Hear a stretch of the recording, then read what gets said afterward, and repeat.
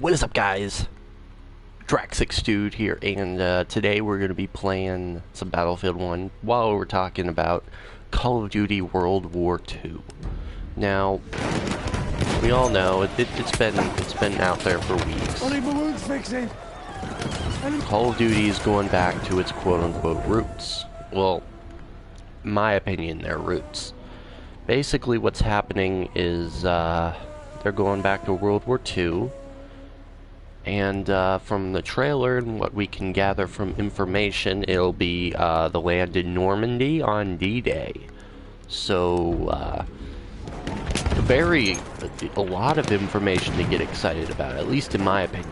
I enjoy World War II. I'm a little bit of a history buff, not as much as some people I know, but you know who you are if you're watching this. But basically what I'm trying to say is, I've wanted this game for a while, this Call of Duty World War II experience again. I've wanted it for a little while again because it's a different experience now, because you don't see much AAA titles releasing World War II games. Sniper Elite maybe is the highest grossing game in World War II in the last 10 years. And it's just a World War II game, and personally, I think World War II Call of Duty would definitely revitalize the franchise. Maybe will get some more attention towards their way. That is good attention, because over the last few years, I mean, it's been up and down. But basically, what's happening is I'm fucking dying every 10 seconds. Anyway. Basically, what's happening is Call of Duty is going through a dark age where nobody wants to be a Call of Duty fan. I talk to people, and unless you're 10, you don't really want to be a Call of Duty fan. And I'm tired of dying in 10 seconds in my spawn. But basically, what's happening is when I ask somebody, are you a Call of Duty fan? No. I mean, regardless if they play it or not, it doesn't matter. The fact that people are pushed to say no. You Call of Duty fan? No. I hate this idea that you have to be in a niche. You have to play, say, Battlefield. I love Battlefield. But that's not what that's not what I'm talking about. Like, if I ask somebody if they like Titanfall, I don't get that same response. I like Titanfall. I love Titanfall, actually. I enjoy Titanfall immensely. Man, I cannot get rid of that fucking shit. Either way, I'm trying to get a little bit more of a boundary here with, like, I hate Titanfall, I hate Call. I want to see people love Call of Duty. It's a great game. Actually, it's one of the best. There's a reason why it's been a AAA title, and it's continuing to push limits when it comes to multiplayer and single player. You don't understand what Call of Duty has done for this genre of gaming. Like, first-person shooters they weren't as remarkable as they are now. Like, the fact that there's a ton of competition when it comes to first-person shooters makes these games 10 times better. The fact that Battlefield 1 is so darn good is because of Call of Duty. You can debate, like, no, that's not necessarily true because Call of Duty doesn't do it. No, they do it. They change shit up. And you know what? I've hated Call of Duty for the last 2-3 years because of the way they've been running their business.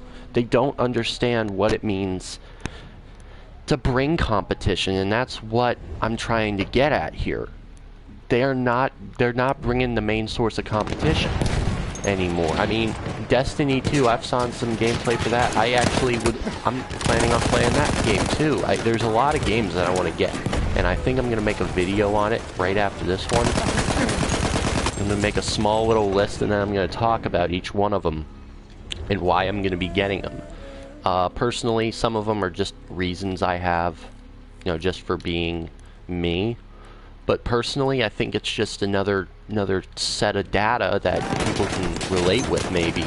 I don't want to bring out videos that you guys cannot, like, you know, I don't think that way, and that's it. I expect people to disagree with me as well. I don't expect everybody to agree. That's preposterous. You don't understand how easily people can, like, disagree with somebody, and until you realize, yes, people are like that. I mean, it's gonna happen. People are gonna be like, oh, I don't like this feature, and you do? That's awesome. It's what makes us human, basically.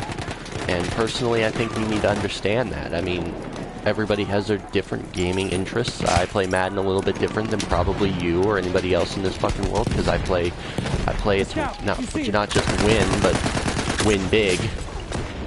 But basically, what I'm... Also, I wanted to talk about a few information. It's gonna be on the beaches of D-Day. I kind of like skipped through my whole like intro there. I just feel like people need to understand that Call of Duty has been bringing it for the last few years, and I'm not one of those Call of Duty haters by any means of the stretch. I actually am excited for this game. I just feel like they haven't been bringing it. They don't bring they haven't been bringing it, but they also have given everybody a bar, an example. You want to be able to sell this good, because Call of Duty sells a lot.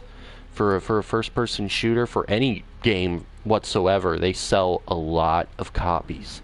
For a game that is released at $60, their season pass is usually really good when it comes to sales.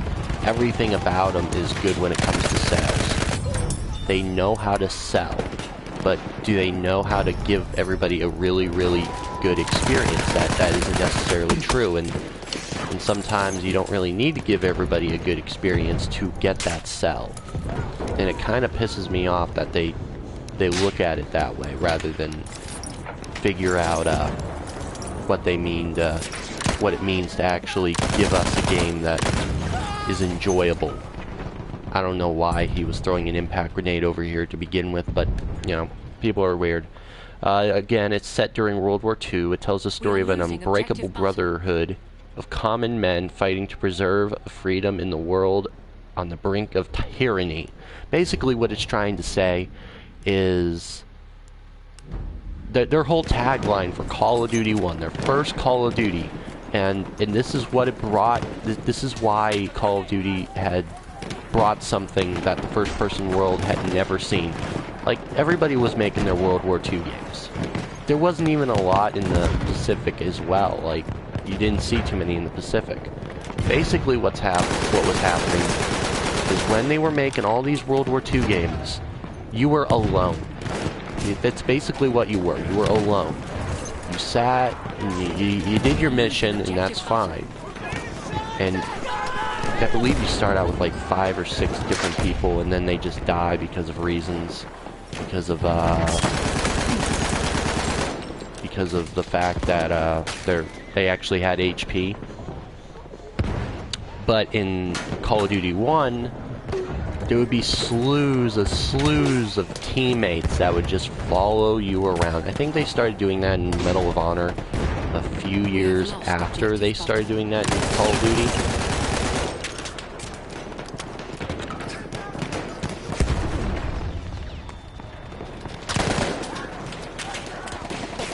Don't quote me on that, because I'm probably wrong. Basically, what was happening is their tagline, "War, no one fights alone." It kind of like was degrading to the other franchises, because that was basically what happened, was you were fighting alone.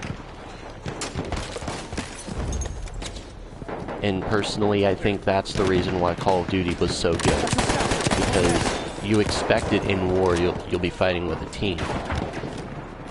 And before, that was even before all multiplayer and online and internet really moved its way onto the gaming world.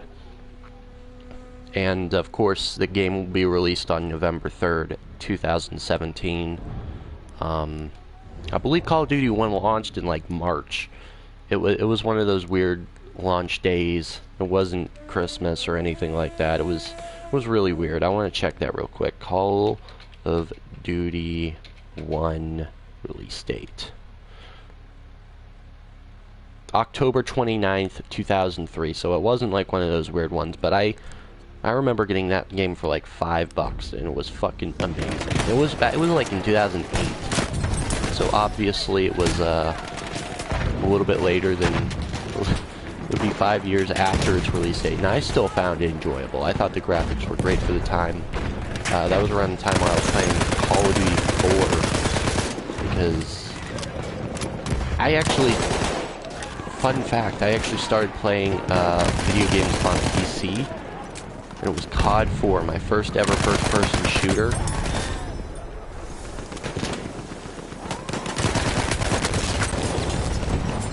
Surprisingly enough, I'm actually doing pretty good now. But basically what's happening is I am excited for this game. It's kind of like a hype thing. I might do like a video each week doing like information on the game. And then I'm probably going to get the game and then do some videos on it. I'll probably stick to Battlefield and Call of Duty at the same time. I don't want to get away from my root, and that's usually my Battlefield content.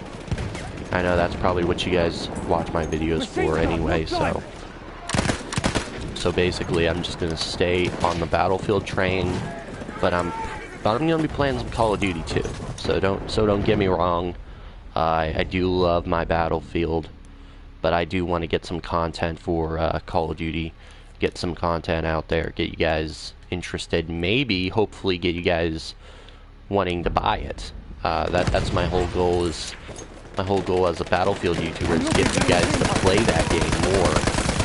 Get people to play Battlefield, especially games like this where I can just chill and kick ass and have fun. This is live. I don't do anything post.